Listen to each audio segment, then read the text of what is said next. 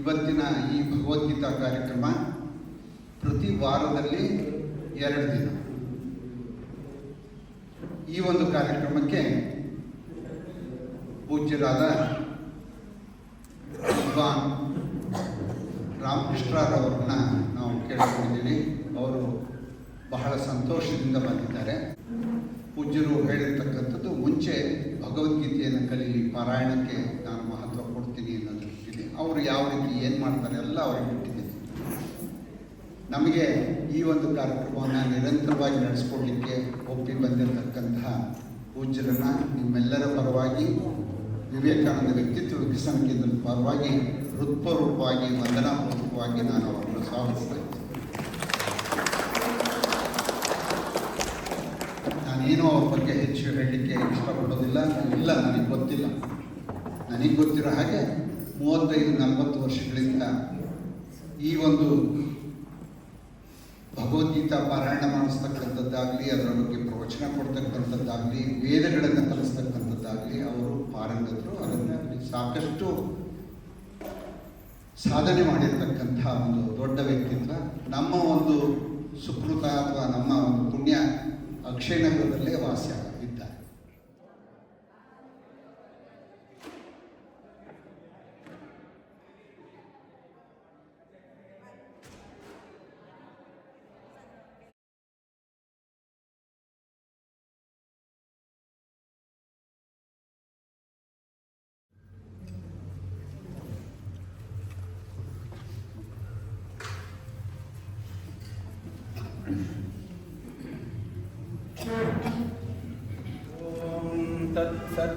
तत्सत्पदसूज्याय विष्णवे परमात्मने जगज्जीवेशतत्त्वाय श्रीकृष्णब्रह्मणे नमः.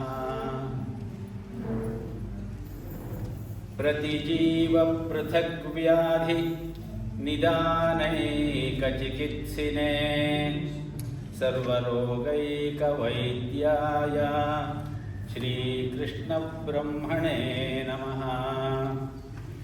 जगद्रणाङ्गणे यस्य स्मरणं जयकारणं पार्थसारथये तस्मै श्रीकृष्णब्रह्मणे नमः. वसुदेवसुतं देवं कंसचाणूरमर्दनं देवकी परमानन्दं कृष्णं वन्दे जगद्गुरुम्. ಅತಸಿ ಪುಷ್ಪ ಬರ್ತಾರೋ ನಾನು ಹೇಳ್ಕೊಡ್ತೀನಿ, ತಾವೆಲ್ಲರಿಗೂ ಹೇಳ್ಬಿಡಿ ಒಂದು ದಿವಸ. ಅತಸಿ ಪುಷ್ಪ ಸಂಕಾಶಂ ಹಾರನೂಪುರ ಸಂಯುತಂ ರತ್ನಕಂಕಣಕೇಯೂರಂ ಕೃಷ್ಣಂ ವಂದೇ ಜಗದ್ಗುರುಂ. ಕುಟಿಲಾಲಕ ಸಂಯುಕ್ತಂ ಪೂರ್ಣಚಂದ್ರ ನಿಭಾನನಂ ವಿಲಸತ್ ಕುಂಡಲಧರಂ ಕೃಷ್ಣಂ ವಂದೇ ಜಗದ್ಗುರುಂ. ಮಂದಾರಗಂಧ ಸಂಯುಕ್ತಂ ಚಾರುಹಾಸಂ ಚತುರ್ಭುಜಂ ಬರ್ಹಿ ಪಿಂಚಾವಚೂಡಾಂಕಂ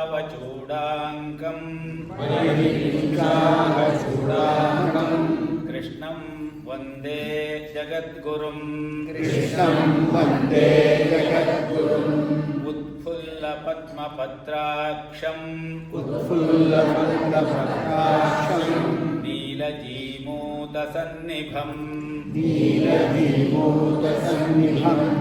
ಯಾದವಾನಾಂ ಶಿರೋರತ್ನಂ ಕೃಷ್ಣಂ ವಂದೇ ಜಗದ್ಗುರುಂ. ರುಕ್ಮಿಣೀ ಕೇಳಿ ಸಂಯುಕ್ತಂ ಪೀತಾಂಬರ ಸುಶೋಭಿತಂ ಅವಾಪ್ತ ತುಳಸಿ ಗಂಧಂ ಕೃಷ್ಣಂ ವಂದೇ ಜಗದ್ಗುರುಂ ಗೋಪಿಕಾನಾಂ ಕುಚದ್ವಂದ್ವ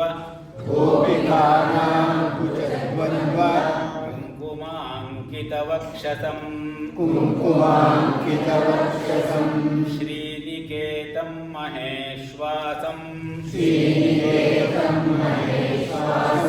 ಕೃಷ್ಣಂ ವಂದೇ ಜಗದ್ಗುರುಂ ಶ್ರೀವತ್ಸಾಂಕಂ ಮಹೋರಸ್ಕಂ ವನಮಾಲಾ ವಿರಾಜಿತಂ ಶಂಖಚಕ್ರಧರಂ ದೇವಂ ಕೃಷ್ಣಂ ವಂದೇ ಜಗದ್ಗುರುಂ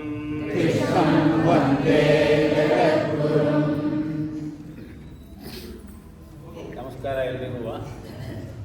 ಆಧ್ಯಾತ್ಮ ಜಿಜ್ಞಾಸುಗಳಾಗಿ ಎಲ್ಲರೂ ಸೇರಿರುವ ಈ ಸಂದರ್ಭದಲ್ಲಿ ಒಂದೆರಡು ಮಾತನ್ನು ಡಾಕ್ಟರ್ ಪ್ರಕಾಶ್ ಅವರ ಮಾತಿಗೆ ಪೂರಕವಾಗಿ ನಾನು ಸೇರಿಸುವ ಇಷ್ಟಪಡ್ತೀನಿ. ಎರಡು ಕ್ಲಾರಿಟಿ ನಾನು ನಿಮಗೆ ಹೇಳಬೇಕು. ಮೊದಲನೇದು, ಇನ್ವಿಟೇಷನ್ನಲ್ಲಿ ಭಗವದ್ಗೀತಾ ಪಾರಾಯಣ ಮತ್ತು ಪ್ರವಚನ ಅಂತ ಇದೆ. ಬಹುಶಃ ಪ್ರವಚನ ಅನ್ನುವ ದೃಷ್ಟಿಯನ್ನು ಇಟ್ಟುಕೊಂಡು ಬಂದಿದ್ದರೆ ಅವರಿಗೆ ನಾನು ನಿರಾಶೆಯನ್ನು ಮಾಡಬೇಕಾಗುತ್ತೆ. ಯಾಕೆಂದರೆ ನಾನು ಹೇಳಿದ್ದು ಭಗವದ್ಗೀತೆ ವ್ಯಕ್ತಿತ್ವ ವಿಕಸನ ಕೇಂದ್ರದ ಮಕ್ಕಳಿಗೆ ಮತ್ತು ಯುವಕರಿಗೆ ಉದ್ದೇಶ ಮಾಡಿ ಗೀತಾ ಶ್ಲೋಕವನ್ನು ಚಾಂಟ್ ಮಾಡೋದು, ಚಾಂಟಿಂಗ್ ಆಫ್ ಗೀತಾ ಅಂಥೇಳಿ. ಆಮೇಲೆ ಇನ್ನೊಂದು ಕಡೆ ನೋಡಿದ್ರೆ ಎಲ್ಲೋ ಇಂಟರ್ಯಾಕ್ಷನ್ ಅಂತ ಇತ್ತು. ಓಕೆ, ಅದಿದ್ದು ಪರವಾಗಿಲ್ಲ, ಏನು ತೊಂದರೆ ಇಲ್ಲ. ಚಾಂಟಿಂಗ್ ಎಲ್ಲ ಮುಗಿದ ಮೇಲೆ ಬೇಕಾದರೆ ಅದನ್ನು ಕೂಡ ಮಾಡ್ಬೋದು. ಪಾರಾಯಣ ಪ್ರವಚನ ಅಂದರೆ ಪಾರಾಯಣ ಮಾಡೋದನ್ನು ಮೊದಲು ಕಲ್ತ್ಕೊಂಡಿರಬೇಕಾಗುತ್ತೆ ನಾವು. ಈಗ ನಾವು ಸೇರಿರುವುದರಲ್ಲಿ ಪಾರಾಯಣ ಮಾಡುವುದು ಹೇಗೆ, ಚಾಂಟಿಂಗ್ ಹೇಗೆ ಮಾಡಬೇಕು ಅನ್ನೋದನ್ನು ತಿಳ್ಕೊಳ್ಲಿಕ್ಕಾಗಿ. ಅದರಿಂದ ಅದು ಒಂದು. ಇನ್ನೊಂದು, ಇದನ್ನು ನಿಮಗೆ ಹೇಳಿಕೊಡ್ಲಿಕ್ಕಾಗಲಿ, ಗೀತೆಯ ಬಗ್ಗೆ ಮಾತಾಡಲಿಕ್ಕಾಗಲಿ ನನಗೆ ಎಷ್ಟು ಅಧಿಕಾರ ಇದೆ ಅಂತ ನನಗೆ ಗೊತ್ತಿಲ್ಲ. ಡಾಕ್ಟರ್ ಪ್ರಕಾಶ್ ಅವರು ಹೇಳಿದ್ರು ನಾನು ವಿದ್ವಾಂಸ ಅಲ್ಲ, ಅವರು ವಿದ್ವಾನ್ ಅನ್ನುವ ಒಂದು ಪದವಿಯನ್ನು ಸೇರಿಸಿದ್ರು. ಅದಕ್ಕೆ ಕಾರಣರು ಅನಿಲ್ ಕುಮಾರು ಮತ್ತು ಮಹೇಂದ್ರ ಕುಮಾರು ಇವರೆಲ್ಲ ಎದುರುಗಡೆ ಕೂತಿದ್ದಾರೆ. ನಾನು ಅವರನ್ನು ಬ್ಲೇಮ್ ಮಾಡಬೇಕಷ್ಟೇ, ಇನ್ನೇನಿಲ್ಲ. ನಾನು ಒಬ್ಬ ಸಾಮಾನ್ಯ ಲೇಮ್ಯಾನ್. ಒಂದು 25-30 ವರ್ಷದಿಂದ ಇಂತಹ ಪ್ರವೃತ್ತಿಯನ್ನು ಇಟ್ಟುಕೊಂಡು ಇದರಲ್ಲಿ ಆಸಕ್ತಿ ಇಟ್ಟುಕೊಂಡಿದ್ದೇನೆ. ಯಾರಾದರೂ ಕಲಿಬೇಕು ಅಂತ ಹೇಳಿದ್ರೆ ಕಲಿಸಿಕೊಡುವಂತಹ ಒಂದು ಹವ್ಯಾಸದ ಒಂದು ಅಭಿಪ್ರಾಯದಲ್ಲಿ ನಾನು ಮಾಡ್ತೀನಿ. ಆದ್ದರಿಂದ ಕೇವಲ ಪಾರಾಯಣವನ್ನು ಕಲಿಯುವುದು ಮತ್ತು ಇಂಟರ್ಯಾಕ್ಷನ್ನು. ಗೀತೆಯ ಬಗ್ಗೆ ನೀವು ಇಂಟರ್ಯಾಕ್ಷನ್ನಲ್ಲಿ ಬೇಕಾದರೆ ನನಗೇನಾದರೂ ಕೇಳಿದ್ರೆ ನೀವು ಹೇಳಿದ್ರೆ, ನಾವು ಕೇಳಿದ್ರೆ ನಾವು ಹೇಳಿದ್ರೆ ನೀವು ಕೇಳಿದ್ರೆ, ಇಂಟರ್ಯಾಕ್ಷನ್ ಅಂದರೆ ಅದೇ ತಾನೇ. ಆ ರೀತಿಯಲ್ಲಿ ಇದನ್ನು ಮುಂದುವರಿಸಬೇಕು ಅಂಥೇಳಿ ನಾನು ಅಭಿಪ್ರಾಯ ಇಟ್ಟುಕೊಂಡಿರೋದು. ತಮ್ಮೆಲ್ಲರ ಒಂದು ಅನುಜ್ಞೆಯನ್ನು ಅದಕ್ಕೆ ನಾನು ಕೇಳ್ತಾ ಇದ್ದೀನಿ. ಸ್ವಾಮಿ ವಿವೇಕಾನಂದ ವ್ಯಕ್ತಿತ್ವ ವಿಕಸನ ಕೇಂದ್ರ, ಅದರ ಆಶ್ರಯದಲ್ಲಿ ನಡೀತಾ ಇರುವಂತಹ ಈ ಗೀತಾ ಪಾರಾಯಣದ ಕಲಿಕೆ ಮತ್ತು ಸಂವಾದ. ವ್ಯಕ್ತಿತ್ವ ವಿಕಸನ ಕೇಂದ್ರ ಅನ್ನೋದೇ ಹೆಸರಿದೆ. ಸ್ವಾಮಿ ವಿವೇಕಾನಂದರು ಒಂದು ಮಾತನ್ನು ಹೇಳಿದ್ದಾರೆ, ನಮಗೆಲ್ಲ ಗೊತ್ತಿರಬೇಕು. ಮಾನವನಲ್ಲಿ ಈಗಾಗಲೇ ಇರುವಂತಹ ಆ ಪರಿಪೂರ್ಣತೆಯ ಅರಿವನ್ನು ಆವಿರ್ಭವಿಸುವಂತೆ ಮಾಡುವುದೇ ವ್ಯಕ್ತಿತ್ವ ವಿಕಸನದ ಮುಖ್ಯವಾದ ಉದ್ದೇಶ. ಅದೇ ರೀತಿ ಇನ್ನೊಂದು ಕಡೆ ಸ್ವಾಮಿ ವಿವೇಕಾನಂದ ಹೇಳ್ತಾರೆ, each soul is potentially divine and this potentiality can be made more divine through meditation, devotion, selfless action and philosophy. Any chanting of hymns, shlokas, stotras or parayanas, gitas, kavyas are meant to help us in this way ಅನ್ನುವಂತಹ ಮಾತನ್ನು ಸ್ವಾಮಿ ವಿವೇಕಾನಂದರೇ ಹೇಳಿದ್ದಾರೆ. ಆದ್ದರಿಂದ ಪಾರಾಯಣವನ್ನು ಮೊದಲು ಕಲಿತುಕೊಳ್ಳಬಹುದು ಅಂತ ಹೇಳಿದ್ರೆ, ಗೀತೆಯನ್ನು ವಿಚಾರ ಮಾಡುವಾಗ ಒಂದು ಮಾತನ್ನು ಹೇಳ್ತಾರೆ, ಗೀತಾ ಸುಗೀತಾ ಕರ್ತವ್ಯ ಕಿಮನ್ಯೈಃ ಶಾಸ್ತ್ರವಿಸ್ತರೈಃ ಯಾ ಸ್ವಯಂ ಪದ್ಮನಾಭಸ್ಯ ಮುಖಪದ್ಮಾತ್ ವಿನಿಸೃತ.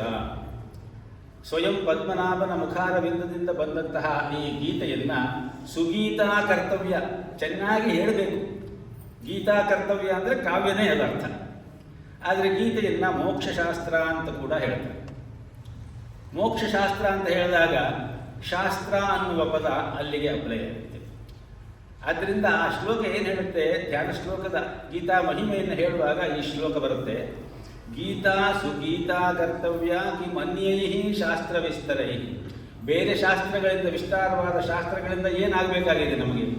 ಗೀತೆಯನ್ನು ಸರಿಯಾದ ರೀತಿಯಲ್ಲಿ ಹೇಳುವುದನ್ನು, ಗೀತೆಯನ್ನು ಕಾವ್ಯವನ್ನು ವಾಚನ ಮಾಡುವುದನ್ನು ಕಲ್ತುಕೊಂಡ್ರೆ ಸಾಕು. ಬರೀ ಕಲ್ತುಕೊಂಡ್ರೆ ಏನಾಗುತ್ತೆ? ಏನೂ ಆಗೋಲ್ಲ.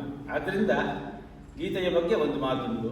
ಇದರ ರೂಪ ಕಾವ್ಯ, ಇದರ ತಿರುಳು ತತ್ವ. ಹೇಳಿಕೊಳ್ಳುವಾಗ ಹೊರಗಡೆಯ ರೂಪ ಕಾವ್ಯದ ಅನುಷ್ಠುಪ್ ಛಂದಸ್ಸಿನಲ್ಲಿ ಇದೆ, ಆದರೆ ಆ ಒಂದೊಂದು ಶ್ಲೋಕದಲ್ಲೂ ತುಂಬಿರುವುದು ತತ್ವ. ನಾವು ಮೊದಲು ಅದನ್ನು ಅನುಷ್ಠುಪ್ ಛಂದಸ್ಸಿನಲ್ಲಿ ಹೇಳುವುದನ್ನು ಕಲಿತುಕೊಳ್ಬೇಕು.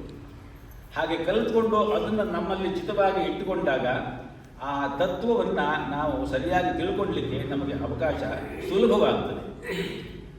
ಡಿ ವಿ ಜಿ ಅವರು ಒಂದು ಮಾತನ್ನು ಹೀಗೆ ಹೇಳಿದ್ದಾರೆ. ತತ್ವ ಅಂದರೆ ಡಾಗ್ಮಾಸ್.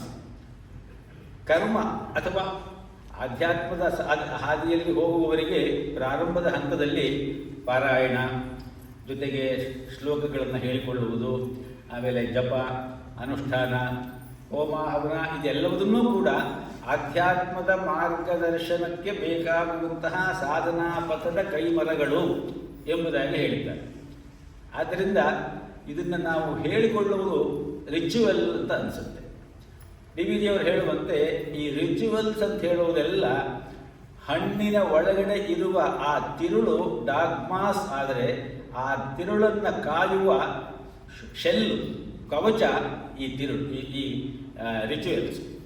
ಆದ್ದರಿಂದ ಕವಚವನ್ನು ಸರಿಯಾಗಿ ಇಟ್ಟುಕೊಳ್ಳದೆ ಹೋದರೆ, ಕವಚ ಸರಿಯಾಗಿ ಇಲ್ಲದೆ ಹೋದರೆ ಹಣ್ಣಿನ ತಿರುಳೆಲ್ಲ ಹೊರಗಡೆಗೆ ಬಂದುಬಿಡ್ತದೆ, ವೇಸ್ಟ್ ಆಗೋಗ್ಬಿಡ್ತದೆ. ಆದ್ದರಿಂದ ಕ್ರಿಯಾಹೀನಂ ಹತಂ ಜ್ಞಾನಂ ಜ್ಞಾನಹೀನಂ ಹತಾಕ್ರಿಯಾ ಎಂಬುದಾಗಿ ನಮ್ಮಲ್ಲಿ ಹಿಂದಿನವರು ಹೇಳಿಕೊಂಡು ಬಂದಿದ್ದಾರೆ. ನಾವೇನು ತಿಳ್ಕೊಳ್ತೀವೋ ಅದನ್ನು ತಿಳ್ಕೊಂಡಾದ ಮೇಲೆ ಅದನ್ನು ಆಚರಣೆಯಲ್ಲಿ, ಅನುಷ್ಠಾನದಲ್ಲಿ ಇಟ್ಕೊಳ್ಬೇಕು. ಏನು ಅನುಷ್ಠಾನ ಮಾಡಬೇಕೋ ಅದರ ವಿಚಾರವಾಗಿ ಅದು ಏನು ಹೇಳಿದೆ ಅನ್ನುವುದನ್ನು ತಿಳ್ಕೊಳ್ಬೇಕು. ಇದೆರಡೂ ಪರಸ್ಪರ ಪೂರಕವಾಗಿ ಬರಬೇಕು ಅನ್ನುವ ದೃಷ್ಟಿಯಿಂದ ಗೀತಾ ಪಾರಾಯಣವನ್ನು ನಾವು ಮಾಡಬೇಕು. ಪಾರಾಯಣವನ್ನು ಮಾಡಿ ಆದ ಮೇಲೆ ಪಾರಾಯಣದ ಬಲದಿಂದ ಆ ಶ್ಲೋಕಗಳನ್ನು ನೆನಪಿಟ್ಟುಕೊಂಡು ಅದರ ಅಧ್ಯಯನವನ್ನು ಮಾಡಬೇಕು. ಗೀತೆಯನ್ನು ಕುರಿತು ಹೇಳುವಾಗ ಒಂದು ಮಾತನ್ನು ಹೇಳ್ತಾರೆ. ಗೀತೆ ಅನುಭವ ಶಾಸ್ತ್ರ, ಕೇವಲ ಓದಿ ಬಿಡುವಂತಹ ಒಂದು ಕಾವ್ಯವೋ ಅಥವಾ ಕಥೆಯೋ ಕಗ್ಗವೋ ಅಲ್ಲ. ಅದೊಂದು ಅನುಭವ ಶಾಸ್ತ್ರ. ಅನುಭವಕ್ಕೆ ಅದು ದಕ್ಕಬೇಕು ನಮಗೆ.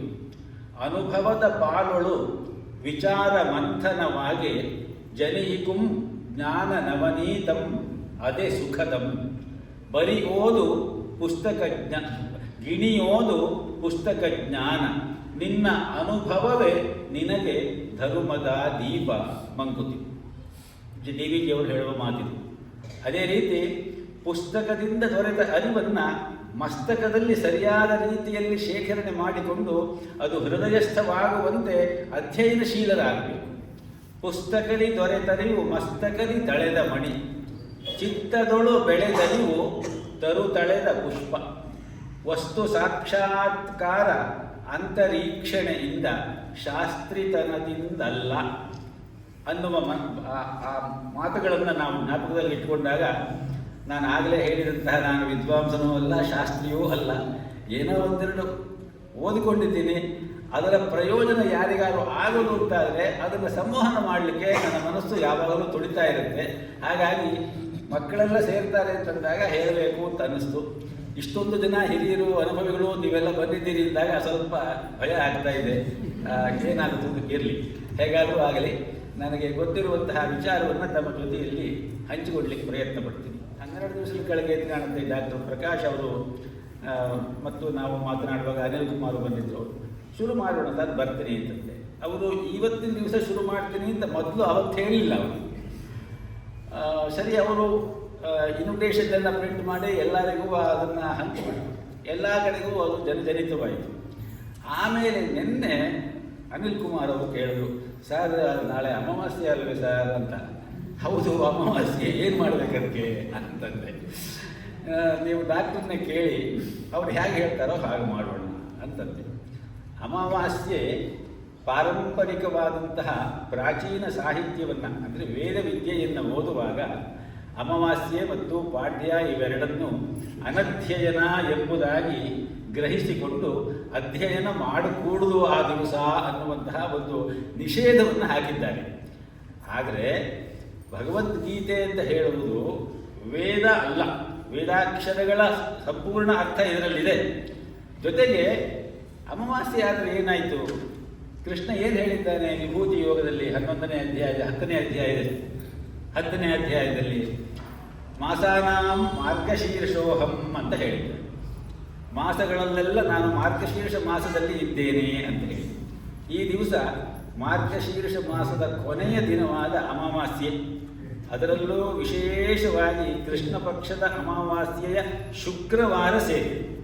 ಹಾಗಾಗಿ ಇದೊಂದು ಯೋಗ ಸಂಯೋಗದ ದಿನವಾದದ್ದರಿಂದ ತದೇವ ಲಗ್ನಂ ಸುದಿನಂ ತದೇವ ತಾರಾಬಲಂ ಚಂದ್ರಬಲಂ ತದೇವ ಅಂತೇಳಿ ಸರಿ ಇವತ್ತಿನಿಂದ ಮಾಡೋಣ ಅಂತ ಹೇಳಿ ಡಾಕ್ಟ್ರು ಮನಸ್ಸು ಮಾಡಿದ್ರಿಂದ ಇವತ್ತಿನಿಂದ ಪ್ರಾರಂಭ ಮಾಡ್ತಾ ಇದ್ದೀವಿ. ಏನೂ ತೊಂದರೆ ಆಗೋಲ್ಲ. ನಮ್ಮ ನಿಶ್ಚಯ ದೃಢವಾಗಿ ಇದ್ದರೆ ಯಾವ ಅನಧ್ಯಯನವೂ ನಮಗೆ ಬಾಧಕ ಆಗುವುದಿಲ್ಲ. ಆ ಗೀತೆಯ ಶ್ಲೋಕಗಳನ್ನು ಹೇಳಿಕೊಡಲು ಪ್ರಾರಂಭ ಮಾಡುವ ಮೊದಲು ಗೀತೆಯ ವಿಚಾರವಾಗಿ ಒಂದು 4 ಮಾತನ್ನು ನಾನು ತಮ್ಮ ಮುಂದೆ ಪ್ರಸ್ತುತಪಡಿಸಬೇಕು ಅಂತ ಅಂದ್ಕೊಂಡು ಬಂದಿದ್ದೀನಿ. ಸೊ ಅದು ಒಂದು ಪ್ರಸ್ತಾವನೆಯ ರೂಪದಲ್ಲಿ ಒಂದು 4 ಮಾತನ್ನು ನಾನು ಹೇಳ್ತೀನಿ. ಗೀತೆ ಅಂತ ಹೇಳಿ ಜನಜನಿತವಾಗಿರುವಂತಹ ಭಗವದ್ಗೀತೆ ಭಾರತೀಯ ಧಾರ್ಮಿಕ ಸಾಹಿತ್ಯದಲ್ಲಿ ಒಂದು ಅನನ್ಯ ಸಾಧಾರಣವಾದ ಒಂದು ಧಾರ್ಮಿಕ ಗ್ರಂಥ. ಕೇವಲ ಭಾರತೀಯ ಧಾರ್ಮಿಕ ಸಾಹಿತ್ಯದಲ್ಲಿ ಏಕೆ, ಇಡೀ ಪ್ರಪಂಚದ ಎಲ್ಲ ಧಾರ್ಮಿಕ ಸಾಹಿತ್ಯಗಳಲ್ಲಿಯೂ ಕೂಡ ಅನನ್ಯ ಸಾಧಾರಣವಾದಂತಹ ಒಂದು ಧಾರ್ಮಿಕ ಗ್ರಂಥವಾಗಿ ಇದನ್ನು ಎಲ್ಲರೂ ಒಪ್ಪಿಕೊಂಡಿದ್ದಾರೆ. ಭಗವದ್ಗೀತೆ ಸಾಕ್ಷಾತ್ ಶ್ರೀಕೃಷ್ಣನ ಮುಖಾರವಿಂದದಿಂದಲೇ ಬಂದಿದೆ ಎಂಬುದಾಗಿ ಪಾರಂಪರಿಕವಾಗಿ ನಾವೆಲ್ಲ ನಂಬಿಕೊಂಡು ಬಂದಿದ್ದೇವೆ. ಗೀತೆಯನ್ನು ಸಾಮಾನ್ಯವಾಗಿ ಹೇಳುವಾಗ ಅದಕ್ಕೆ ಇರುವಂತಹ ಕೆಲವು ಧ್ಯಾನ ಶ್ಲೋಕಗಳು ಮತ್ತು ಅಂಗನ್ಯಾಸ ಕರನ್ಯಾಸ ಇವುಗಳನ್ನೆಲ್ಲ ಹೇಳಿಕೊಂಡು ಅದನ್ನು ಹೇಳಬೇಕು. ಭಗವದ್ಗೀತೆಯ ಮಹತ್ವವನ್ನು ಕುರಿತು ಹೇಳುವಾಗ ಭಗವದ್ಗೀತೆ ಅದಕ್ಕಿಂತ ದೊಡ್ಡದಾದ ಮಹಾಕಾವ್ಯ ಎನಿಸಿಕೊಂಡಿರುವಂತಹ ಮಹಾಭಾರತದ ಅಂತರ್ಗತವಾಗಿ ಬಂದಿರುವ ಒಂದು ಸಣ್ಣ ಕಾವ್ಯ ಸಮುಚ್ಚಯ. ಮಹಾಭಾರತ ಎಷ್ಟು ದೊಡ್ಡದು ಅಂದರೆ ಅದರ ಹೆಸರೇ ಮಹಾಭಾರತ. ಮ್ಯಾಕ್ಸ್ ಮುಲ್ಲರ್ ಮಹಾಶಯ ನಮ್ಮ ಭಾರತೀಯ ಸಂಸ್ಕೃತಿಯಿಂದ ಅತ್ಯಂತ ಪ್ರಭಾವಿತನಾಗಿ ಆಕ್ಸ್ಫರ್ಡ್ ಯೂನಿವರ್ಸಿಟಿನಲ್ಲಿ ಪ್ರೊಫೆಸರ್ ಆಗಿದ್ದವನು ಭಾರತಕ್ಕೆ ಬಂದು ವಾರಣಾಸಿಯಲ್ಲಿ ಇದ್ದುಕೊಂಡು ನಮ್ಮ ವೇದಶಾಸ್ತ್ರಗಳನ್ನೆಲ್ಲ ಕಲಿತುಕೊಂಡು 6 ಉಪನಿಷತ್ತುಗಳ ಬಗ್ಗೆ ಆತ ಕಾಮೆಂಟ್ರಿ ಬರೆದಿದ್ದಾರೆ. ವೇದಗಳ ಬಗ್ಗೆ ಆತ ಕೆಲವು ವಿಚಾರಗಳನ್ನು ಬರೆದಿದ್ದಾರೆ. ಆತ ಒಂದು ಕಡೆ ಹೀಗೆ ಹೇಳ್ತಾನೆ, ನಮ್ಮ 100 ವರ್ಷದ ಆಯುರ್ಮಾನ, life seems too short to read such a gigantic poem as a whole Mahabharata ಅನ್ನುವ ಮಾತನ್ನು ಹೇಳಿದ್ದಾರೆ. 100 ವರ್ಷಗಳ ಸಂಪೂರ್ಣ ಜೀವಮಾನ ಮಹಾಭಾರತ ಕಾವ್ಯವನ್ನು ನಾವು ಓದಿ ಮುಗಿಸ್ಲಿಕ್ಕೆ ಸಾಧ್ಯವಾಗುವುದಿಲ್ಲ, ಸಾಕಾಗುವುದಿಲ್ಲ ಅನ್ನುವ ಮಾತು. ಆದ್ದರಿಂದಲೇ ಮಹಾಭಾರತದ ಬಗ್ಗೆ ಒಂದು ಮಾತನ್ನು ನಮ್ಮಲ್ಲಿ ಹಿಂದಿನಿಂದ ಹೇಳ್ತಾರೆ, ಯದಿಹಾಸ್ತಿ ತದನ್ಯತ್ರ ಯನ್ನೇಹಾಸ್ತಿ ನ ತದ್ ಕ್ವಚಿತು ಅಂಥೇಳಿ. ಇಲ್ಲಿ ಏನಿದೆ ಈ ಕಾವ್ಯದಲ್ಲಿ, ಮಹಾಭಾರತ ಕಾವ್ಯದಲ್ಲಿ, ಅದು ನಿಮಗೆ ಪ್ರಪಂಚದ ಎಲ್ಲ ಸಾಹಿತ್ಯದಲ್ಲೂ ಸಿಕ್ಕುತ್ತೆ. ಇಲ್ಲಿ ಏನಿಲ್ಲ ಅದು ಬೇರೆ ಕಡೆ ಇಲ್ಲ. ಅಂದರೆ ಏನೂ ಇಲ್ಲ ಅನ್ನೋದು ಬೇರೆ ಕಡೆ ಇಲ್ಲವೇ ಇಲ್ಲ, ಎಲ್ಲವೂ ಇದೆ, ಸರ್ವಾಂಗೀಣ ಪರಿಪೂರ್ಣವಾದದ್ದು. ಆದ್ದರಿಂದ ಅದು ಸಂಪೂರ್ಣ ಆಲ್ ಇನ್ಕ್ಲೂಸಿವ್. ಆ ರೀತಿಯಲ್ಲಿ ಮಹಾಭಾರತ ಕಾವ್ಯ ಭಾರತಕ್ಕೆ ಅದರಿಂದಲೇ ಮಹಾಭಾರತ ಅನ್ನುವ ಹೆಸರು ಬಂದಿದೆ. ಭಾತಿ ಸರ್ವೇಷು ವೇದೇಶು ರತಿ ಸರ್ವೇಷು ಜಂತುಷು ತರಣಂ ಸರ್ವ ಪಾಪಾನಾಂ ತೇನ ಭಾರತ ಮುಚ್ಯತೆ ಎನ್ನುವ ಮಾತು ಕೂಡ ಉಂಟು ಮಹಾಭಾರತಕ್ಕೆ. ಭಾತಿ ಅಂದರೆ ಹೊಳೆಯುವುದು. ಭಾತಿ ಸರ್ವೇಷು ವೇದೇಶು, ಸಂಪೂರ್ಣ ವೇದಗಳಲ್ಲಿ ಈ ಭಾರತದ ಚಿಂತನೆ ಉಂಟು. ರತಿ ಸರ್ವೇಷು ಜಂತುಷು, ಮಹಾಭಾರತದ ಮುಖ್ಯವಾದ ಉದ್ದೇಶ ಎಲ್ಲರನ್ನೂ ಕೂಡ ಪ್ರೀತಿಸಬೇಕು. ದಯಾಲೋಲೇಶ್ವಲೋಲುಪ್ತ್ವಂ ಅಂತ ಹೇಳಿ ಶ್ರೀಕೃಷ್ಣ 16ನೇ ಅಧ್ಯಾಯದಲ್ಲಿ ಹೇಳ್ತಾನೆ. ಆದರೆ ರತಿ ಸರ್ವೇಷು ಜಂತುಷು ತರಣಂ ಸರ್ವ ಪಾಪಾನಾಂ, ನಮ್ಮೆಲ್ಲ ಪಾಪಗಳ ಸಂಕೋಲೆಯಿಂದ ಬಿಡಿಸಿಕೊಂಡು ನಾವು ಮುಂದಕ್ಕೆ ಹೋಗ್ತೀವಿ. ಅಷ್ಟೊಂದು ಉತ್ಕೃಷ್ಟವಾದಂತಹ ಒಂದು ಮಹಾಕಾವ್ಯ ಮಹಾಭಾರತ. ಅಂತಹ ಮಹಾಭಾರತದ ಅಂತರ್ಗತವಾದ ಭೀಷ್ಮ ಪರ್ವದ 25ನೇ ಅಧ್ಯಾಯದಿಂದ 42ನೇ ಅಧ್ಯಾಯದವರೆಗೆ ಹಮ್ಮಿಕೊಂಡಿರುವಂತಹ 700 ಶ್ಲೋಕಗಳ ಆ ಕಾವ್ಯ ಸಮುಚ್ಚಯವನ್ನು ಗೀತಾ ಎಂಬುದಾಗಿ ಆರಿಸಿ ಮೊದಲ ಬಾರಿಗೆ ಆದಿಶಂಕರಾಚಾರ್ಯರು ಆ ಶ್ಲೋಕಗಳನ್ನು ಹೆಕ್ಕಿ ಅದಕ್ಕೆ ಭಾಷ್ಯವನ್ನು ಬರೆದರು. ಆಗಿನಿಂದ ಇದು ಗೀತೆ ಎಂಬುದಾಗಿ ಜನಜನಿತವಾಗಿದೆ. ಶಂಕರಾಚಾರ್ಯರು ಬರೆದಂತಹ ಆ ಭಾಷ್ಯದ ನಂತರದಲ್ಲಿ ಬಂದಂತಹ ಎಲ್ಲ ಆಚಾರ್ಯರು ಅದಷ್ಟೇ ಗೀತೆ ಅನ್ನುವುದನ್ನು ಸರ್ವಾನುಮೋದನೆಯಿಂದ ಒಪ್ಪಿಕೊಂಡು ಎಲ್ಲರೂ ಕೂಡ ತಮ್ಮ ತಮ್ಮ ಭಾಷ್ಯಗಳನ್ನು ಅದಕ್ಕೆ ಕರುಣಿಸಿದ್ದಾರೆ. ಹಾಗಾಗಿ ಆ 700 ಶ್ಲೋಕಗಳ ಒಂದು ಕಾವ್ಯ ಸಮುಚ್ಚಯ ಇದೆಯಲ್ಲ, ಅದು ಭಗವದ್ಗೀತೆ ಎಂಬುದಾಗಿ ನಮ್ಮಿಂದ ಓದಿಸಿಕೊಳ್ಳುತ್ತದೆ. ಭಗವದ್ಗೀತೆಯ ಉದಯ ಅರ್ಜುನ ಮತ್ತು ಕೃಷ್ಣ ಇವರಿಬ್ಬರ ಯುದ್ಧರಂಗದ ಮಧ್ಯದಲ್ಲಿ ನಿಂತುಕೊಂಡಂತಹ ಒಂದು ಸಂವಾದ ರೂಪವಾಗಿ ಬಂದಿದೆ. ಒಂದು ಕಡೆ 7 ಅಕ್ಷೌಹಿಣಿ ಸೇನೆ, ಇನ್ನೊಂದು ಕಡೆ 11 ಅಕ್ಷೌಹಿಣಿ ಸೇನೆ ಯುದ್ಧಕ್ಕೆ ಸಜ್ಜಾಗಿ ನಿಂತಿದ್ದಾರೆ. ಹಾಗೆ ನಿಂತಿರುವಂತಹ ಆ ಸೈನ್ಯಗಳ ಮಧ್ಯದಲ್ಲಿ ಒಂದು ಅತ್ಯಂತ ಸುಂದರವಾದಂತಹ ಒಂದು ನೋಟ ಅದು. ಅದರ ಮಧ್ಯದಲ್ಲಿ ಅರ್ಜುನನಿಗೆ ಬಂದಂತಹ ಅಸ್ಥಾನ ಕಾರುಣ್ಯ ಅಂತ ಹೇಳ್ತಾರೆ ರಾಮಾನುಜಾಚಾರ್ಯರು. ಅಲ್ಲದ ಜಾಗದಲ್ಲಿ ಗೊತ್ತಲ್ಲದ ಹೊತ್ತಿನಲ್ಲಿ ಬಂದಂತಹ ಅವನ ಮೋಹ, ಪ್ರೀತಿ, ಸ್ನೇಹ ಅಂತ ಅವನು ತಿಳ್ಕೊಂಡಿದ್ದು ತಪ್ಪದು. ಆ ಮೋಹವೇ ಕಾರಣವಾಗಿ ಆ ಮೋಹವನ್ನು ಸಂಪೂರ್ಣವಾಗಿ ತೆಗೆದುಹಾಕಲಿಕ್ಕಾಗಿ ಶ್ರೀಕೃಷ್ಣ ಆತ್ಮತತ್ವ ವಿದ್ಯೆಯನ್ನು ಅರ್ಜುನನಿಗೆ ಬೋಧನೆ ಮಾಡಿದ. ಆ ಬೋಧನೆಯ ಸಾರಾಂಶವೇ ಭಗವದ್ಗೀತೆ. ಈ ಭಗವದ್ಗೀತೆ ತುಂಬ ಜನಪ್ರಿಯವಾದಂತಹ ಒಂದು ಕೃತಿ. ಇದಕ್ಕೆ ಕಾರಣಗಳು 1, 2, 3 ಉಂಟು. ಮೊದಲನೆಯದು ನಾನು ಈಗ ತಾನೇ ಹೇಳಿದಂತೆ ಭಾರತ ಪಂಚಮೋ ವೇದ, 4 ವೇದಗಳನ್ನು ಸಂಪೂರ್ಣವಾಗಿ ಎಡಿಟ್ ಮಾಡಿದಂತಹ ಕೃಷ್ಣದ್ವೈಪಾಯನ ಮಹಾಮುನಿ ವ್ಯಾಸ ಮಹರ್ಷಿಗಳು ಈ ವೇದವನ್ನು ಎಲ್ಲರೂ ಸರಿಯಾದ ರೀತಿಯಲ್ಲಿ ಅಧ್ಯಯನ ಮಾಡಲಿಕ್ಕೆ ಸಾಧ್ಯವಾಗುವುದಿಲ್ಲ ಮುಂದಿನ ಕಾಲ ಹಂತದಲ್ಲಿ. ಆದ್ದರಿಂದ ಅವರಿಗೂ ಕೂಡ ಈ ವೇದದ ಚಿಂತನೆಗಳ ಸಂಪೂರ್ಣವಾದ ಲಾಭ ದೊರೆಯಬೇಕು ಅಂತ ಹೇಳಿ ಮಹಾಭಾರತವನ್ನು ರಚನೆ ಮಾಡಿದರು ಅಂತ ಹೇಳಿ ಬರುತ್ತೆ. ಆ ರೀತಿಯಲ್ಲಿ ಭಾರತ ಅಂತ ಹೇಳುವುದು ಪಂಚಮ ವೇದ. ಅಂತಹ ಪಂಚಮ ವೇದವಾದ ಮಹಾಭಾರತದಲ್ಲಿ ಬಂದಿರುವುದು ಇದರ ಒಂದು ವಿಶೇಷವಾದ ಮಹತ್ವಕ್ಕೆ ಒಂದು ಕಾರಣ. ಇನ್ನೊಂದು, ಇದನ್ನು ಬೋಧಿಸಿದವನು ನಾವೆಲ್ಲ ಅವತಾರ ಪುರುಷ ಎಂಬುದಾಗಿ ತಿಳಿದುಕೊಂಡಂತಹ ಸಾಕ್ಷಾತ್ ಭಗವಂತನಾದ ಶ್ರೀಕೃಷ್ಣನ ಮುಖಾರವಂದದಿಂದ ಬಂದಿರುವಂತಹದ್ದು. ಕೃಷ್ಣಸ್ತು ಭಗವಾನ್ ಸ್ವಯಂ ಎನ್ನುವಂತಹ ಒಂದು ಮಾತುಂಟು. ಅಂದರೆ ಸುಮಾರು 10 ಅವತಾರಗಳನ್ನು ನಾವೆಲ್ಲರೂ ಬಲ್ಲೆವು. ಇದರ ಜೊತೆಯಲ್ಲಿ ಭಾಗವತ ಪುರಾಣದಲ್ಲಿ ಬರುವಂತೆ ಒಟ್ಟು 22 ಅವತಾರಗಳನ್ನು ಹೇಳ್ತಾರೆ. ಅದರಲ್ಲಿ ಕೃಷ್ಣಸ್ತು ಭಗವಾನ್ ಸ್ವಯಂ ಅಂತ ಹೇಳ್ತಾರೆ. ಅಂದರೆ ಕೃಷ್ಣಾವತಾರ ಸಂಪೂರ್ಣ ಅವತಾರ. ಆದ್ದರಿಂದ ಸಾಕ್ಷಾತ್ ಕೃಷ್ಣನ ಬಾಯಿಯಿಂದ ಇದು ಬಂತು ಎನ್ನುವಂತಹ ರೀತಿಯಲ್ಲಿ ಇದು ನಾವು ನಂಬಿಕೊಂಡು ಬಂದಿರುವುದರಿಂದ ಇದಕ್ಕೊಂದು ಮಹತ್ವ ಬಂದಿದೆ.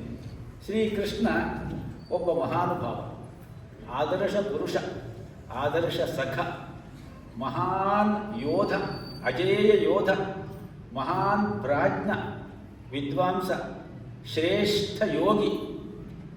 ಇಡೀ ಜಗತ್ತಿಗೆ ಸಂಕಷ್ಟದ ಸಮಯದಲ್ಲಿ ಹೇಗೆ ಇರಬೇಕು ಎನ್ನುವುದನ್ನು ತನ್ನ ನಡೆ ನುಡಿಯಿಂದ ನಡೆದು ತೋರಿಸಿ ಸಮತ್ವಂ ಯೋಗ ಉಚ್ಯತೆ ಯೋಗ ಕರ್ಮಸು ಕೌಶಲಂ ಎನ್ನುವಂತಹ ಸೂತ್ರಬದ್ಧವಾದಂತಹ ಶ್ಲೋಕ ರೂಪದ ತತ್ವಚಿಂತನೆಯನ್ನು ಭಗವದ್ಗೀತೆಯಲ್ಲಿ 2ನೇ ಅಧ್ಯಾಯದಲ್ಲಿ ಕೊಟ್ಟವನು ಶ್ರೀಕೃಷ್ಣ.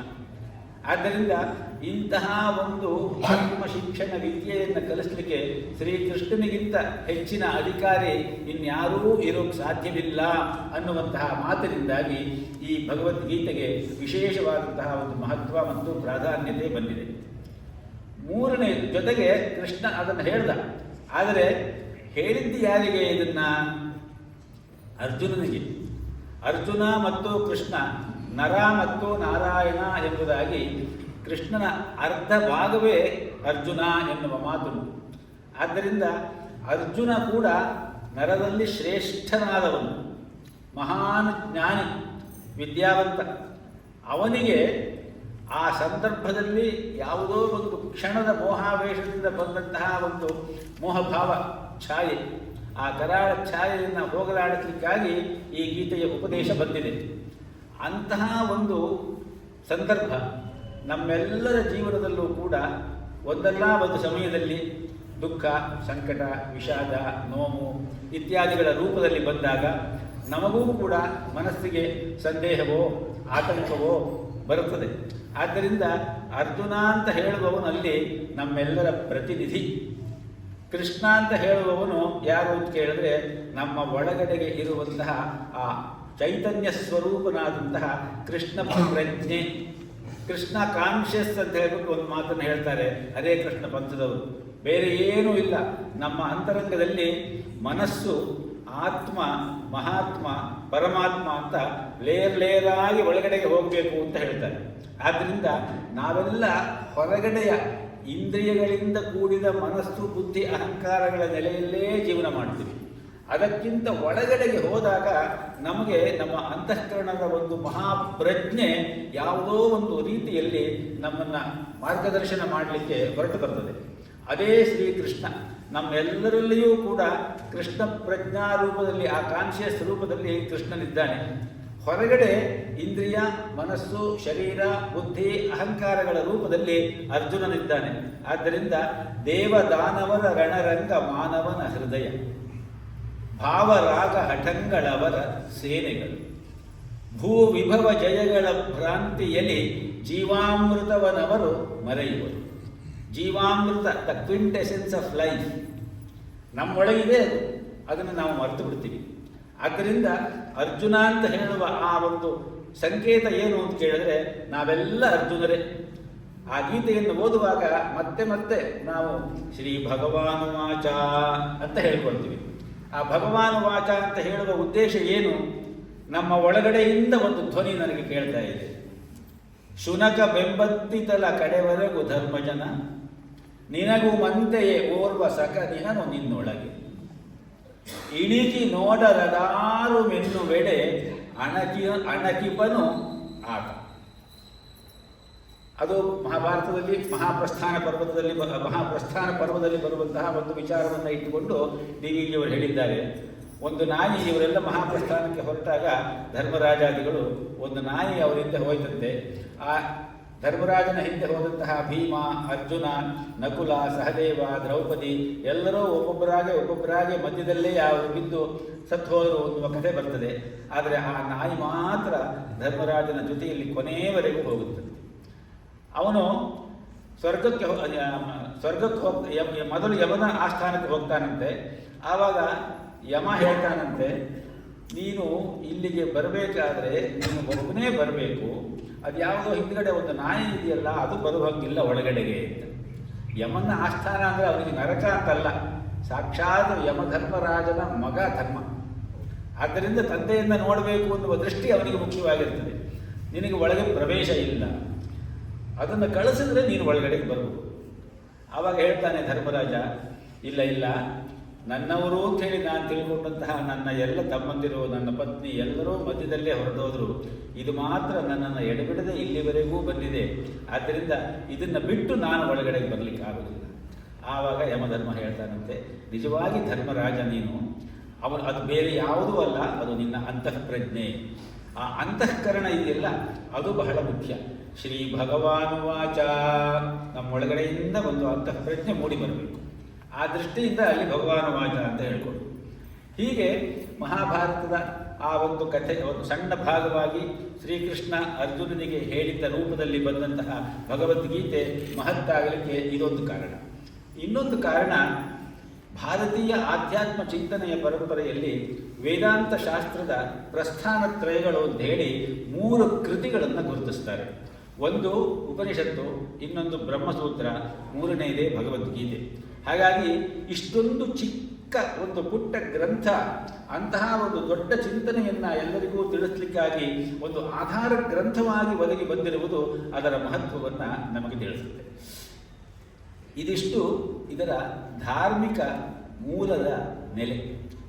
ಇದರ ಜೊತೆಯಲ್ಲಿ ಭಗವದ್ಗೀತೆಯ ವಿಚಾರವನ್ನು ಹೇಳುವಾಗ ಇದು ಕೇವಲ ಧಾರ್ಮಿಕ ಗ್ರಂಥವೋ ಅಥವಾ ಇದೊಂದು ತಾತ್ವಿಕ ಗ್ರಂಥವೋ, ಒಂದು ನೀತಿ ಹೇಳುವಂತಹ ಗ್ರಂಥವೋ, ಒಂದು ಸಾಮಾಜಿಕ ಚಿಂತನೆಯನ್ನು ಮಾಡುವ ಗ್ರಂಥವೋ, ಒಂದು ಬೌದ್ಧಿಕ ಗ್ರಂಥವೋ, ಹೀಗೆಲ್ಲ ಚಿಂತನೆಗಳುಂಟು.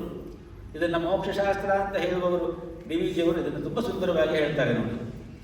ಭಗವದ್ಗೀತೆ ಮೋಕ್ಷಶಾಸ್ತ್ರವೂ ಹೌದು, ಜೊತೆಗೆ ಜೀವನ ಧರ್ಮಶಾಸ್ತ್ರವೂ ಹೌದು.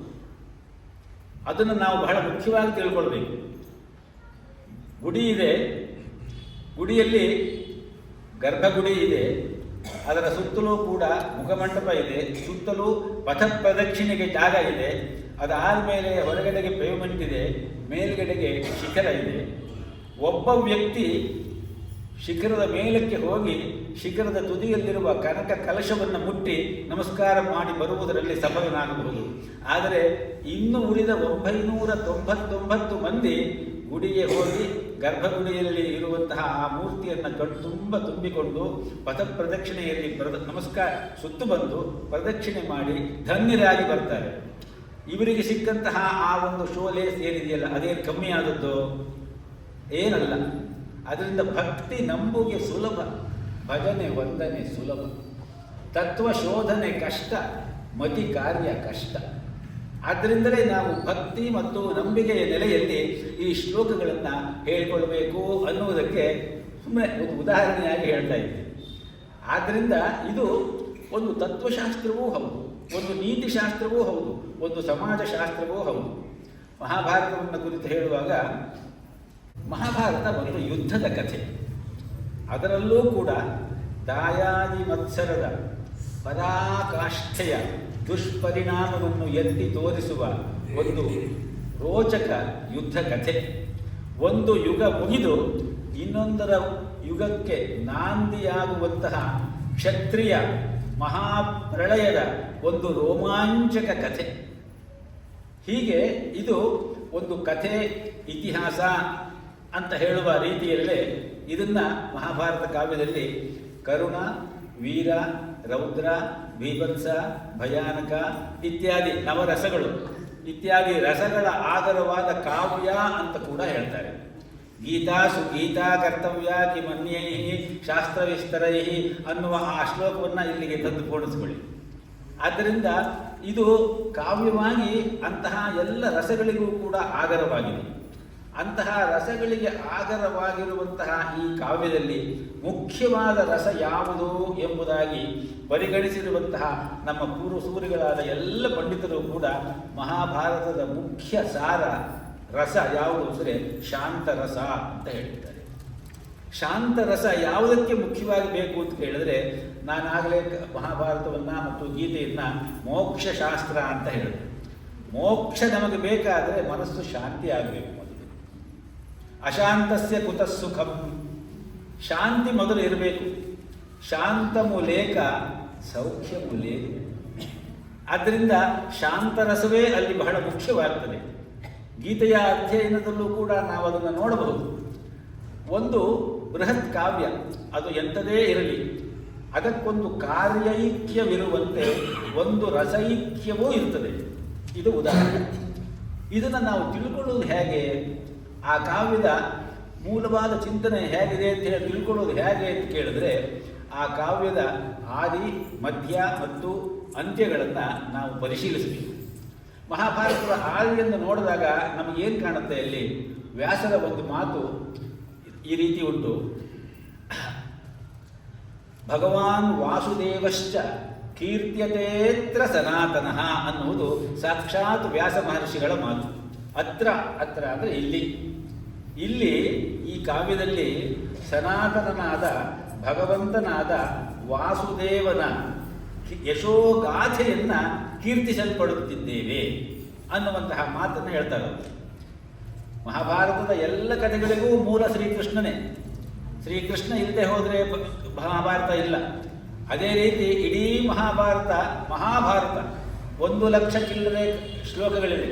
ಆ 1,00,000 ಶ್ಲೋಕಗಳ ಆ ಸಂಖ್ಯೆಯನ್ನು ನಾವು ಇಟ್ಟುಕೊಂಡಾಗ ಗೀತೆಯ 700 ಶ್ಲೋಕ ಬಹಳ ಕಮ್ಮಿ. ಆದರೆ ಆ 700 ಶ್ಲೋಕಗಳ ಗೀತೆಯನ್ನು ತೆಗೆದುಬಿಟ್ರೆ ಮಹಾಭಾರತದಲ್ಲಿ ಏನೂ ಸ್ವಾರಸ್ಯ ಇಲ್ಲ ಅಂತ ಹೇಳ್ತಾರೆ. ಇದು ವ್ಯಾಸರ ಮಹರ್ಷಿಗಳ ಒಂದು ಮಾತು. ಭಗವಾನ್ ವಾಸುದೇವನ ಕೀರ್ತಿಯನ್ನು ಇಲ್ಲಿ ಹೇಳಲಾಗುತ್ತದೆ. ಅದೇ ಮಹಾಭಾರತ ಕಾವ್ಯದ ಕೊನೆಯನ್ನು ನಾವು ಗಮನಿಸಿದರೆ ನಮಗೇನು ಕಾಣುತ್ತೆ? ಅಲ್ಲಿ ಕೌರವರು ಸೋತು ಸತ್ತು ಹೋದರು. ಪಾಂಡವರು ಗೆದ್ದೂ ಕೂಡ ಸುಖ ಪಡಲಿಲ್ಲ. ಭಗವಂತನ ಅವತಾರ ಎಂಬುದಾಗಿ ನಾವೆಲ್ಲ ನಂಬಿಕೊಂಡು ಪೂಜಿಸುತ್ತಾ ಬಂದಿರುವಂತಹ ಅವತಾರಿ ಶ್ರೀಕೃಷ್ಣನಂತಹ ಕೃಷ್ಣನೇ ಒಬ್ಬ ಕಶ್ಚಿತ್ ಬೇಡನ ಆಕಸ್ಮಿಕ ಬಾಣಕ್ಕೆ ಗುರಿಯಾಗಿ ಅನಾಮಧೇಯವಾಗಿ ತನ್ನ ದೇಹಾಂತ್ಯವನ್ನು ಮಾಡಿ ಅಂತರ್ಧಾನನಾಗುತ್ತಾನೆ. ಅಸಮಬಲ ಪರಾಕ್ರಮರು ವೀರರೂ ಆದಂತಹ ಅನಂತ ಸಂಖ್ಯೆಯ ಶ್ರೀಕೃಷ್ಣನ ಅನುಯಾಯಿಗಳಾಗಿದ್ದಂತಹ ಎಲ್ಲ ಯಾದವರೂ ಕೂಡ ಶೂನಕಗಳೋಪಾದಿಯಲ್ಲಿ ಪರಸ್ಪರ ಕಚ್ಚಾಡಿ ಕಾದಾಡಿ ಹೀನವಾದ ಮರಣವನ್ನು ಹೊಂದುತ್ತಾರೆ. ಇದೆಲ್ಲ ಮಹಾಭಾರತದ ಕಥೆ, ಎಲ್ಲರಿಗೂ ಗೊತ್ತಿರುವಂಥದ್ದು. ಆಮೇಲೆ ಕುಂತಿ, ಗಾಂಧಾರಿ ಇವರೆಲ್ಲ ಅತ್ಯಂತ ದುರ್ಭರವಾದ ಹೃದಯ ವಿದ್ರಾವಕವಾದ ಕಾಳ್ಗಿಚ್ಚಿನ ದಳ್ಳುರಿಯಲ್ಲಿ ಸಿಕ್ಕಿ ಹೃದಯ ಕೂಗುವಂತೆ ಸತ್ತು ಹೋಗಿಬಿಡುತ್ತಾರೆ. ಈ ರೀತಿಯಲ್ಲಿ ವ್ಯಾಸರು ಸರ್ವನಾಶದಿಂದ ದ್ವಾಪರ ಯುಗ ಕೊನೆಯಾಗುವುದನ್ನು, ಕಲಿಯುಗ ಪ್ರಾರಂಭವಾಗುವುದನ್ನು ಕರುಳು ಕೂಗುವಂತೆ ಚಿತ್ರಿಸಿದ್ದಾರೆ ಮಹರ್ಷಿಗಳು ಈ ಕಾವ್ಯದಲ್ಲಿ. ಜೊತೆಯಲ್ಲಿ ಇಡೀ ಕಾವ್ಯದಲ್ಲಿ 1,00,000 ಚಿಲ್ಲರೆ ಶ್ಲೋಕ, ಇಡೀ ಕಾವ್ಯದಲ್ಲಿ ಪ್ರಸಂಗಾವಧಾನದಿಂದ ಎಲ್ಲೆಲ್ಲಿ ತತ್ವವನ್ನು, ಧರ್ಮವನ್ನು, ಚಿಂತನೆಯನ್ನು, ನೀತಿಯನ್ನು, ಮೋಕ್ಷದ ವಿಚಾರವನ್ನು, ಅರ್ಥಶಾಸ್ತ್ರದ ವಿಚಾರವನ್ನು, ಸಮಾಜಶಾಸ್ತ್ರದ ವಿಚಾರವನ್ನು, ಸಂಸಾರದ ವಿಚಾರವನ್ನು ಹೇಳಬಹುದೋ ಅಲ್ಲೆಲ್ಲ ಇಡೀ ಕಿರಿದು ತುಂಬಿಬಿಟ್ಟಿದ್ದಾರೆ ಮಹಾಭಾರತದಲ್ಲಿ. ಆಗಲೇ ಒಂದು ಮಾತನ್ನು ಹೇಳ್ಕೊಡ್ವಲ್ವಾ, ಯದಿಹಾಸ್ತಿ ತದನ್ಯತ್ರ ಯನ್ನೇಹಾಸ್ತಿ ನ ತತ್ಕ್ವಚಿತ್. ಆದರೆ ಅದೆಲ್ಲಕ್ಕೂ ಮಿಗಿಲಾಗಿ ಇಂತಹ ಆತ್ಮತತ್ವ ಶಿಕ್ಷಣ ವಿವೇಕವನ್ನು ಹೇಳಲಿಕ್ಕಾಗಿಯೇ ಇರುವಂತಹ ಈ ಭಗವದ್ಗೀತಾ ಭಾಗವನ್ನು ಮಹಾಭಾರತದ ಮಧ್ಯದಲ್ಲಿ ಇಟ್ಟಿದ್ದಾರೆ. ಮಹಾಭಾರತ ಇಡೀ ಕಾವ್ಯ ಒಂದು ದಿವ್ಯ ಪುರುಷನ ಶರೀರ ಅಂತ ಇಟ್ಟುಕೊಂಡ್ರೆ, ಈ ಭಗವದ್ಗೀತೆ ಆ ದಿವ್ಯ ಪುರುಷನ ಶರೀರದ ಹೃದಯ ಭಾಗದಲ್ಲಿ ಇದೆ ಅಂತ ಹೇಳ್ಬೋದು. ಅದೇ ರೀತಿ ಇಡೀ ಮಹಾಭಾರತವನ್ನು ಒಂದು ಸುಂದರವಾದ ಕಮಲ ಪುಷ್ಪಕ್ಕೆ ಹೋಲಿಸುತ್ತಾರೆ. ಒಂದು ಪುಷ್ಪ ಅಂದಮೇಲೆ ಅದರಲ್ಲಿ ಏನಿರಬೇಕು? ಪರಿಮಳ ಇರಲೇಬೇಕು. ಬೇರೆ ಏನು ಇರಲಿ ನ ಕಂಟಕಾರಿ ಸುಗಂಧರಹಿತ ಪುಷ್ಪಂ ದೇವಾಯ ನ ಸುಗಂಧಯುಕ್ತ ಪುಷ್ಪಂ ದೇವಾಯ ನಿವೇದಯೇತ್ ಅಂತ ಶಾಸ್ತ್ರ. ಮುಳ್ಳಿಲ್ಲದ ಸುಗಂಧಯುಕ್ತವಾದ ಪುಷ್ಪವನ್ನು ದೇವತೆಗಳಿಗೆ ಅರ್ಪಿಸಬೇಕು. ಕಣಗಲೆ ಹೂವನ್ನು ದೇವತೆಗಳಿಗೆ ಅರ್ಪಿಸಬಾರದು. ಆ ಅರ್ಥದಲ್ಲಿ ಕಣಿಗಲೆ ಹೂವನ್ನು ಅರ್ಪಿಸುವ ಸಂದರ್ಭವೇ ಬೇರೆ ಇರಲಿ. ಅದು ಇದು ಧರ್ಮ ಚಿಂತನೆಗಲ್ಲ ಇದು ಇರೋದು. ಆದ್ದರಿಂದ ಆ ಮಹಾಭಾರತವೆಂಬ ಕಮಲದ ನಿಜವಾದ ಸುಗಂಧ ಯಾವುದು ಅಂತ ಕೇಳಿದ್ರೆ ಗೀತೆ. ಪಾರಾಶರ್ಯ ವಚಸ್ಸರೋಜ ಮಮಲಂ ಗೀತಾರ್ಥ ಗಂಧೋತ್ಕಟಂ ನಾನಾಖ್ಯಾನಕ ಕೇಸರಂ ಹರಿಕಥಾ ಸಂಬೋಧನಾ ಬೋಧಿತಂ ಲೋಕೆ ಸಜ್ಜನ ಷಟ್ಪದೈಃ ಅಹರಹ ಪೇಪೀಯಮಾನಂ ಮುದಾ ಭೂಯಾತ್ ಭಾರತ ಪಂಕಜಂ ಕಲಿಮಲ ಪ್ರಧ್ವಂಸಿನ ಶ್ರೇಯಸೇ. ಹಾಗೆ ಗೀತಾರ್ಥ ಗಂಧೋತ್ಕಟ, ಗೀತೆ ಎನ್ನುವುದು ಮಹಾಭಾರತ ಕಾವ್ಯ ಪುಷ್ಪದ ಒಂದು ಪರಿಮಳ. ಈ ರೀತಿಯಾಗಿ ಗೀತೆಯ ಮಹತ್ವವನ್ನು ತುಂಬ ಹೇಳಿದ್ದಾರೆ. ಎಲ್ಲ ವೇದಾಂತಾಚಾರ್ಯರು ಕೂಡ ಈ ಗೀತೆಯ ಮಹತ್ವವನ್ನು ಕೊಂಡಾಡಿದ್ದಾರೆ, ಮತ್ತೆ ಮತ್ತೆ ಎತ್ತಿ ಹೇಳಿದ್ದಾರೆ, ಅದರ ಮಹಿಮೆಯನ್ನು ಶ್ಲಾಘಿಸಿದ್ದಾರೆ, ಉಘೇ ಉಘೇ ಎಂದು ಉದ್ಘೋಷಿಸಿದ್ದಾರೆ. ತಮ್ಮ ತಮ್ಮ ಪರಂಪರಾಗತವಾದ ಸಂದರ್ಭ ಸಹಿತ ಶಾಸ್ತ್ರ ಪರಂಪರೆಗೆ ಅನುಗುಣವಾಗಿ ಗೀತೆಗೆ ಸಂಪೂರ್ಣವಾದಂತಹ, ಅತ್ಯಂತ ಸುಭಗವಾದಂತಹ, ಸರಳವಾದಂತಹ, ನಿಷ್ಕೃಷ್ಟವಾದಂತಹ ಭಾಷ್ಯಗಳನ್ನು ಕರುಣಿಸಿದ್ದಾರೆ. ಅದು ಒಂದು ಬಹಳ ಮುಖ್ಯವಾದ ವಿಚಾರ. ಇಷ್ಟನ್ನಿಟ್ಟುಕೊಂಡ್ರೆ ಅದು ಬಿಡಿ, ಆ ಭಾಷ್ಯ ಮತ್ತೊಂದು ಮಗದೊಂದು ನಮ್ಮಂತಹ ಸಾಮಾನ್ಯರಿಗಲ್ಲ. ಆದರೆ ಪರಂಪರಾಗತವಾಗಿ ಭಗವದ್ಗೀತೆಯ ಒಂದೋ ಎರಡೋ ಶ್ಲೋಕವನ್ನೇ ಸರಿಯಾದ ರೀತಿಯಲ್ಲಿ ಅಧ್ಯಯನ ಮಾಡಿ ಜೀವನದಲ್ಲಿ ಅನುಷ್ಠಾನ ಮಾಡಿಕೊಂಡರೆ ನಮ್ಮ ಜೀವನ ಪಾವನವಾಗ್ತದೆ, ನಾವು ಪವಿತ್ರರಾಗ್ತೀವಿ, ನಮ್ಮ ಪುಣ್ಯ ಜಾಸ್ತಿ ಆಗ್ತದೆ ಎನ್ನುವಂತಹ ಒಂದು ಪರಂಪರಾಗತವಾದ ಭದ್ರವಾದ ನಂಬಿಕೆ ಬಲವಾಗಿ ಬೇರೂರಿ ಬೆಳೆದು ನಿಂತು ಬಿಟ್ಟಿದೆ ಭಾರತೀಯ ಮನಸ್ಸುಗಳಲ್ಲಿ. ಇದಲ್ಲದೆ ಈ ಕಳೆದೆರಡು ಶತಮಾನಗಳಲ್ಲಿ ಮುಖ್ಯವಾಗಿ ಸಂಶೋಧಕ ದೃಷ್ಟಿಯಿಂದ ಮಹಾಭಾರತವನ್ನು ಮತ್ತು ಭಗವದ್ಗೀತೆಯನ್ನು ಅಧ್ಯಯನ ಮಾಡಿದಂತಹ ಆಧುನಿಕ ಪಾಶ್ಚಾತ್ಯ ವಿದ್ವಾಂಸರಲ್ಲಿ ಕೆಲವರು, ಓಲ್ಡ್ಸ್ಮನ್, ಡಾಲ್ಮನ್, ಗಾರ್ಬೆ, ಭಟ್ಟೋ, ಎಡ್ಗರ್ಟನ್, ಇನ್ನೂ ಹೆಸರುಗಳು ಬೇಕಾದಷ್ಟಿದೆ. ಭಾರತ ದರ್ಶನದಲ್ಲಿ ಆ ಎಲ್ಲ ಹೆಸರುಗಳನ್ನು ಕೊಡ್ತಾರೆ ಮತ್ತು ಅವರ ಚಿಂತನೆಯ ವಿಚಾರಗಳನ್ನು ಹೇಳ್ತಾರೆ. ಇವರುಗಳೆಲ್ಲ ಈ ಕಾವ್ಯದ ಮತ್ತು ಪರ್ಟಿಕ್ಯುಲರ್ ಆಗಿ ಗೀತೆಯ ಸಾಮಾಜಿಕ ಮತ್ತು ನೈತಿಕ, ರಾಜಕೀಯ ವಿಚಾರಗಳ ವಿಕಾಸ, ಅವುಗಳ ಸಮಸ್ಯೆಯನ್ನು ಎತ್ತಿಕೊಂಡು ಅನೇಕ ರೀತಿಯಲ್ಲಿ ತಮ್ಮ ತಮ್ಮ ಅಭಿಪ್ರಾಯಗಳನ್ನು ಬರೆದು ಕಾಣಿಸಿದ್ದಾರೆ. ಆದರೆ ಅದೆಲ್ಲವೂ ಕೂಡ ವಿದ್ವಾಂಸರಿಗೆ ಮೋಹಕವಾಗಿ ಕಾಣಬಹುದೇ ಹೊರತು ಆ ಕೃತಿಯನ್ನು ಓದಿ ನಮ್ಮ ಜೀವನವನ್ನು ಉತ್ತಮಪಡಿಸಿಕೊಳ್ಳುತ್ತೇವೆ ಎಂದು ಹೊರಡುವ ನಮ್ಮಂತಹ ಪಾಮರರಿಗೆ, ಸಾಮಾನ್ಯ ಸಂಸಾರಸ್ಥರಿಗೆ ಅದು ಕೇವಲ ಭ್ರಾಮಕವಾಗಿ ಕಾಣುತ್ತದೆ.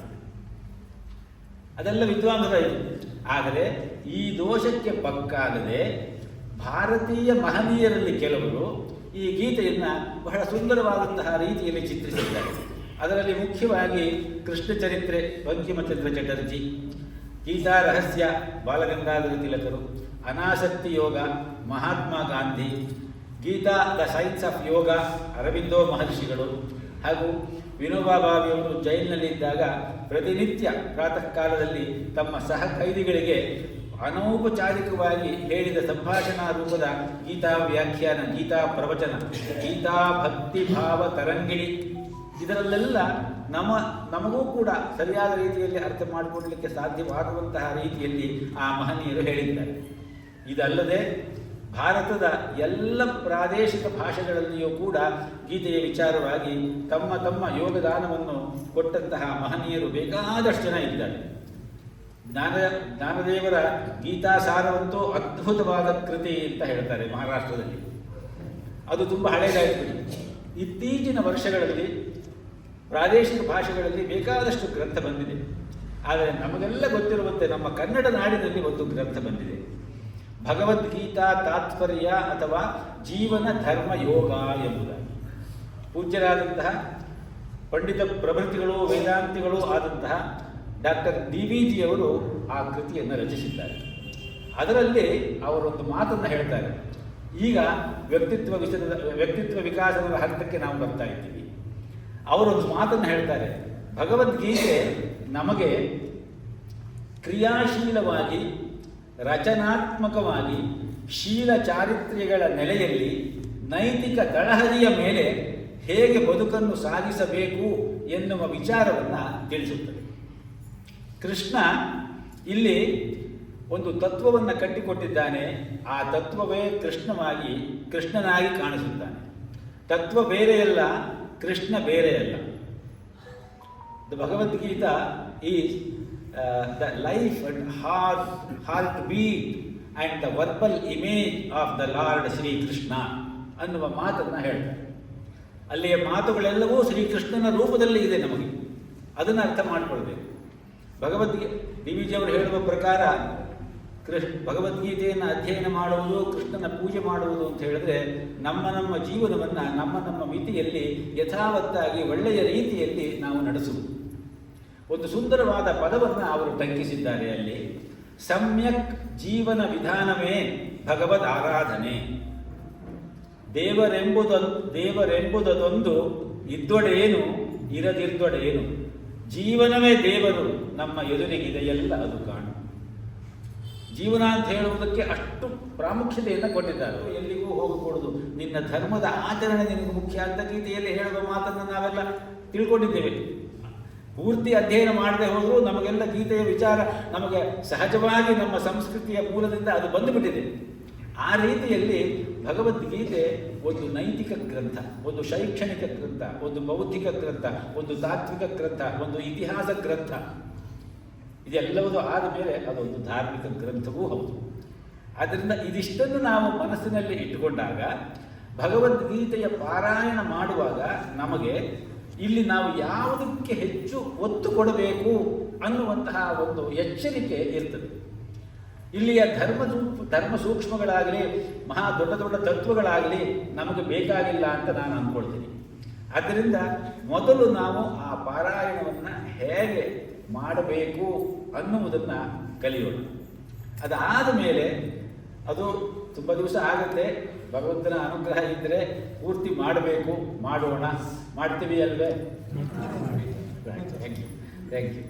ಆದ್ದರಿಂದ ಅದನ್ನು ಕಲಿತುಕೊಂಡು ಮಧ್ಯದಲ್ಲಿ ಇಂಟರಾಕ್ಷನ್ ಅನ್ನುವ ಒಂದು ಪದ ಹಾಕಿದ್ದಾರೆ ಆ ಇನ್ವಿಟೇಷನ್ನಲ್ಲಿ. ಅದು ನನಗೂ ಕೂಡ ತುಂಬ ಅಭಿಮಾನವಾಗಿ ಕಂಡು ಅಷ್ಟು ಮಾಡೋಣ. ಪಾರಾಯಣ ಮಾಡಬೇಕಾದ್ರೆ ಮೊದಲು ಕಲಿತ್ಕೊಳ್ಬೇಕು.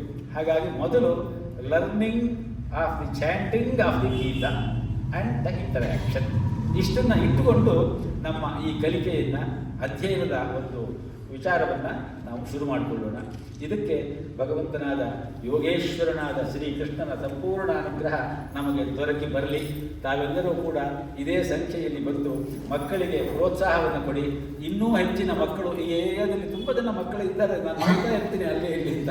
ಎಲ್ಲರೂ ಬಂದು ಸೇರಿಕೊಂಡ್ರೆ, ಎಲ್ಲರೂ ಭಗವದ್ಗೀತೆಯನ್ನು ಅಧ್ಯಯನ ಮತ್ತು ಚಾಂಟಿಂಗ್ ಮಾಡಿದ್ರೆ, ಚಾಂಟಿಂಗ್ ಮಾಡುವ ವಿಚಾರವಾಗಿ sound vibrations created by the chanting of shlokas have dual effect on us. First, it strengthens our self. Second, it drives away bad elements in the surrounding area and inside also. ಆ ದೃಷ್ಟಿಯಿಂದ ಆ vibration ಬರುವಂತಹ ರೀತಿಯಲ್ಲಿ ಈ ಚಾಂಟಿಂಗನ್ನು ಕಲಿಯೋಣ, ಅದನ್ನು ಸಂಪೂರ್ಣ ಮಾಡೋಣ ಅನ್ನುವಂತಹ ಮಾತನ್ನು ಭಗವಂತನಾದ ಕೃಷ್ಣನನ್ನು ಪ್ರಾರ್ಥನೆ ಮಾಡಿಕೊಂಡು ಇವತ್ತು ನಮ್ಮ ಟೈಮು ಮುಗಿದಿದೆ. ಆದ್ದರಿಂದ ನಾಳೆ ಮತ್ತೆ ಸೇರೋಣ. ಇವತ್ತಿಗೆ ಅಧ್ಯಯನ ಶುರು ಮಾಡಲಿಲ್ಲ ಅಂತ ಯಾರು ಬೇಜಾರು ಮಾಡಿಕೊಳ್ಬೇಡಿ, ನಾಳೆ ಮತ್ತೆ ಶುರು ಮಾಡೋಣ, ಹೀಗೆ ಮುಂದುವರಿಲಿ ಅನ್ನುವಂತಹ ಮಾತನ್ನು ಹೇಳ್ತಾ ನಾನು ಎರಡು ಮಾತನ್ನು ಮುಗಿಸ್ತಾ ಇದ್ದೀನಿ. ಭಗವಂತನಾದ ಕೃಷ್ಣ ಎಲ್ಲರಿಗೂ ಒಳ್ಳೆಯದು ಮಾಡಿ.